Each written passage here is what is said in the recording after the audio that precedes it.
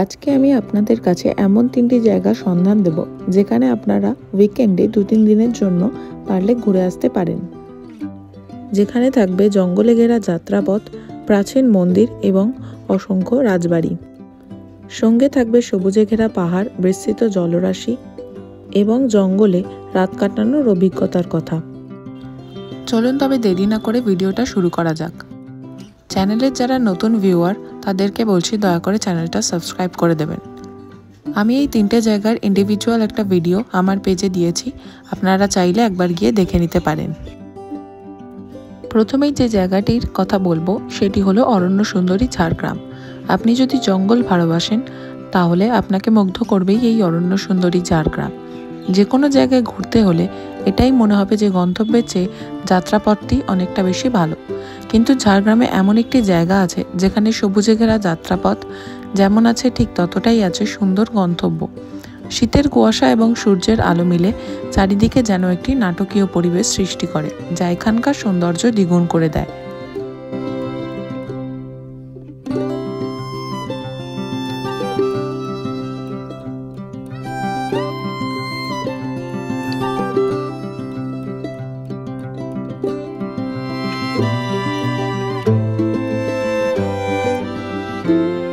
জঙ্গলমহলের ইতিহাস জানতে গেলে আপনাদের যেতে হবে ঝাড়গ্রামের ট্রাইবাল মিউজিয়ামে। জল, জঙ্গল এবং পাহাড় উপভোগ করার পাশাপাশি জঙ্গলমহলের ইতিহাস জানার জন্য পর্যটকদের একবার ঘুরে আসতে হবে ট্রাইবাল মিউজিয়াম থেকে।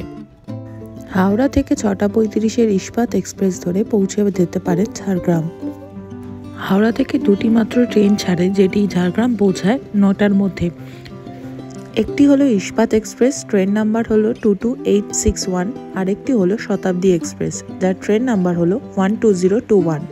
ইস্পাত এক্সপ্রেস ঝাড়গ্রাম পৌঁছাতে সময় নেয় 2 ঘন্টা 9 মিনিট এবং আপনারা যদি শতাব্দী এক্সপ্রেসে যেতে চান তবে পৌঁছাতে টাইম লাগে 2 ঘন্টা 6 মিনিট। আপনারা যারা সাঁতরাগাছি থেকে যাবেন ভাবছেন তাদের জন্য বলে রাখি, সাঁতরাগাছি ঝাড়গ্রাম স্পেশাল একটি ট্রেন আছে যেটি সাঁতরাগাছি স্টেশন থেকে 5:40 ছাড়ে এবং ঝাড়গ্রাম পৌঁছায় 8:30-তে।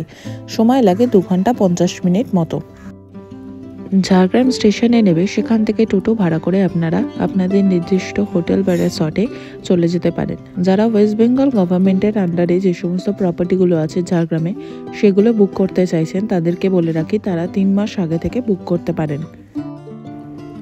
ঝাড়গ্রামে স্টে করেছিলাম ঝাড়গ্রাম ট্যুরিস্ট কমপ্লেক্সে এবং এই ট্যুরিস্ট কমপ্লেক্সের পাশেই হচ্ছে ঝাড়গ্রাম রাজবাড়ি। ঝাড়গ্রাম এবং তার আশেপাশের জায়গাগুলো দেখার জন্য আপনাদের সময় লাগতে পারে 1 দিন মতো। হোটেলে চেক ইন করে আপনারা টোটো নিয়ে বেরিয়ে পড়তে পারেন ঝাড়গ্রামের কিছু দর্শনীয় স্থান দেখার জন্য, যেমন ধরুন কনক দুর্গা মন্দির, ডুলুং নদী, চিল্কাগড় রাজবাড়ি, আদিবাসী মিউজিয়াম এবং সাবিত্রী মন্দির। খরচ পড়বে 600 টাকা মাত্র।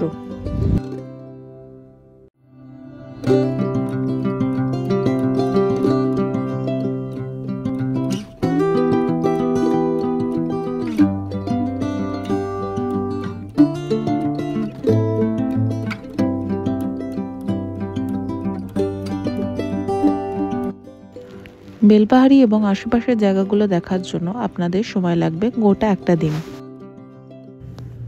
বেলপাহাড়িতে আপনারা ঘুরে দেখতে পারেন গাদ্রাসিনী পাহাড়, ঘাগড়া জলপ্রপাত, তারাফেনী বাঁধ আর ঢাঙ্গি কুসুম জলপ্রপাত। বেলপাহাড়ি সাইট সিন কমপ্লিট করে আপনারা চলে যেতে পারেন রিমেল লজে মানে ঝিলিমিলিতে। লাঞ্চের জন্য আমরা ট্রাই করেছিলাম কাঁচা লঙ্কা রেস্টুরেন্ট, যেটি বেলপাহাড়িতে অবস্থিত।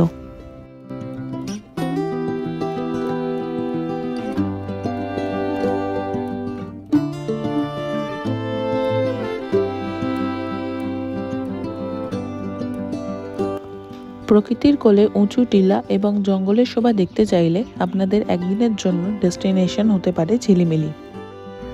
ঝিলিমিলির নিজস্ব কোনো রেলওয়ে স্টেশন নেই। আপনারা যারা ঝিলিমিলিতে আসতে চাইছেন তাদের নিয়ারেস্ট স্টেশন হতে পারে বাঁকুড়া। আপনারা যারা ঝাড়গ্রাম হয়ে আসতে চাইছেন গাড়িতে ঝিলিমিলির ডিস্টেন্স মোটামুটি 1.5 ঘন্টা।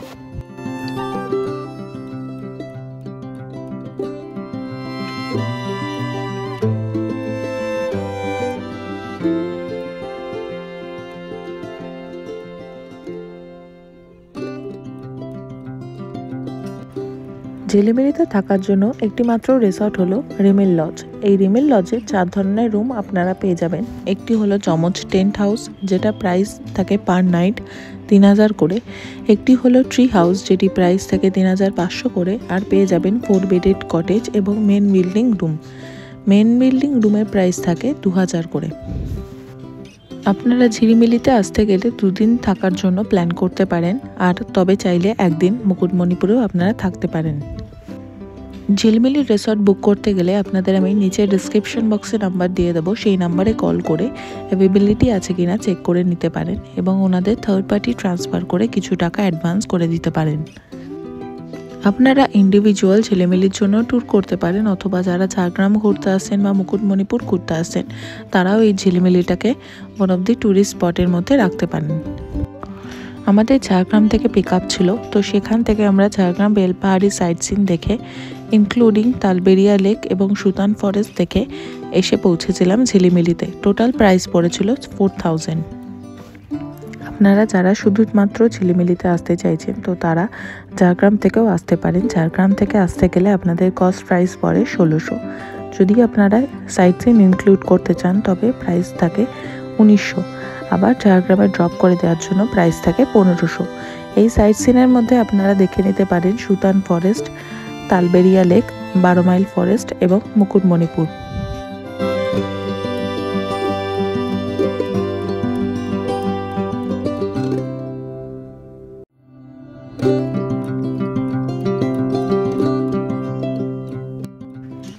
বাঁকুড়া থেকে ঝিলিমিলির দূরত্ব 80 কিলোমিটার। আপনারা যারা মুকুটমণিপুর ট্যুর প্ল্যান করতে চান তো সেই দিক থেকে আপনারা মুকুটমণিপুর ট্যুর করলে ঝিলিমিলিটাকে তার মধ্যে সাইট সিনের মধ্যে ইনক্লুড করতে পারেন।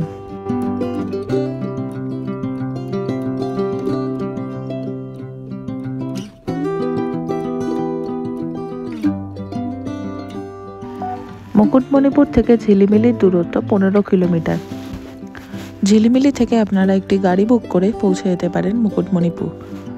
আমরা যে গাড়ি ভাড়া করেছিলাম আমাদের গাড়ি ভাড়া পড়েছিল 1500 টাকা।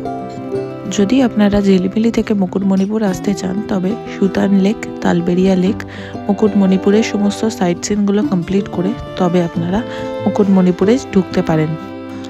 মুকুটমণিপুরকে কেন্দ্র করে আপনারা অনায়াসে 1 নাইট বা 2 নাইটের একটি ট্যুর প্ল্যান করতে পারেন। কলকাতা থেকে মুকুটমণিপুরের ডিস্টেন্স 240 কিলোমিটার।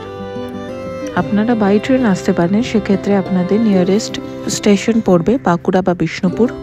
নিজের গাড়ি নিয়েও আসতে পারেন, অথবা ধর্মতলা থেকে এসি ভলভো বাস ছাড়ে দুর্গাপুর পর্যন্ত, সেখান থেকে নিজস্ব ট্রান্সপোর্টে চড়ে আপনারা অনায়াসে মুকুটমণিপুর পৌঁছে যেতে পারেন।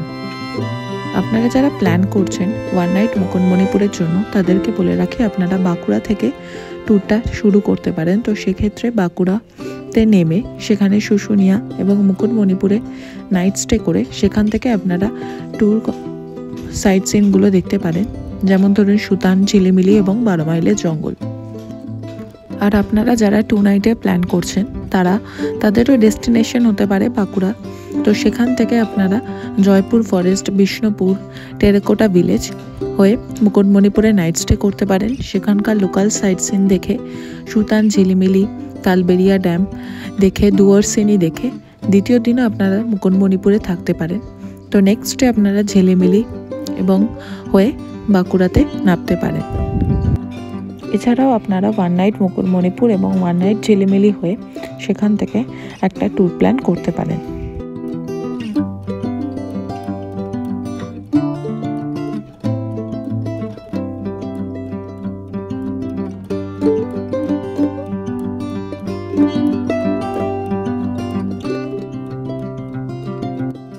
মুকুটমণিপুরে থাকার জন্য অনেকগুলো হোটেলই আছে। আপনাদের মুকুটমণিপুরে থাকতে গেলে অসুবিধা হবে না। আপনারা যারা রিমেল লজে থাকবেন ভাবছেন তারা ওনাদেরই মুকুটমণিপুরের একটি প্রপার্টিটাতে থাকতে পারেন, তার নাম হলো হোটেল পিঙ্ক রোজ।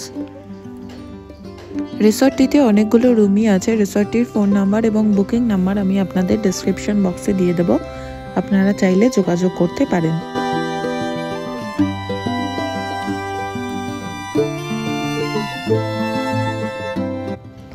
মুকুটমণিপুরে আপনারা যারা সাইট সিন করতে চাইছেন, তো সাইট সিনের মধ্যে পড়তে পারে কংসাবতী এবং কুমারী নদীর সঙ্গমস্থল, মুসাফিরানা ভিউ পয়েন্ট, পরেশনাথের মন্দির, মুকুটমণিপুর ড্যামের রাস্তা, তার সাথে কংসাবতী নদী।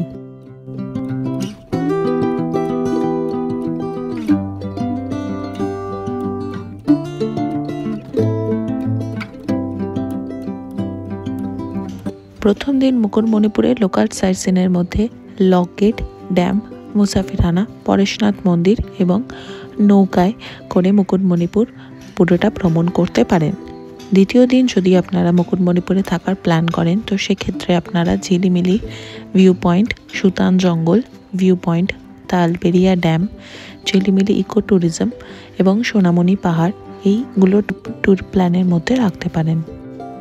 এখানে থাকার অনেক অপশান আছে। উল্লেখযোগ্য কয়েকটি রিসর্ট হলো সোনাঝুরি প্রকৃতি ভ্রমণ কেন্দ্র, WBFTDCর নেচার রিসর্ট, পিয়ারলেস রিসর্ট এবং ড্যামের কাছাকাছি রিসর্ট হলো হোটেল মালঞ্চ, হোটেল আম্রপলি এবং মালঞ্চের পাশেই আপনারা অনেক রিসর্ট পেয়ে যাবেন, যেমন ধরুন Charulata resort, Aranyak resort, Monalisa, green park.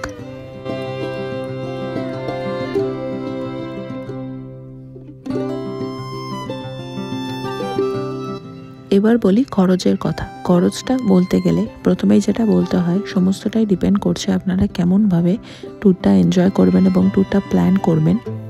এই তিনটি জায়গার যদি হোটেলের প্রাইস বলেন, তবে পার নাইট এখানে অনেক রকমের হোটেলই পাওয়া যায়। 2000 থেকে স্টার্ট করে এখানে 5000 পর্যন্ত বিভিন্ন রুম আপনারা পেয়ে যাবেন তিনটে জায়গাতেই।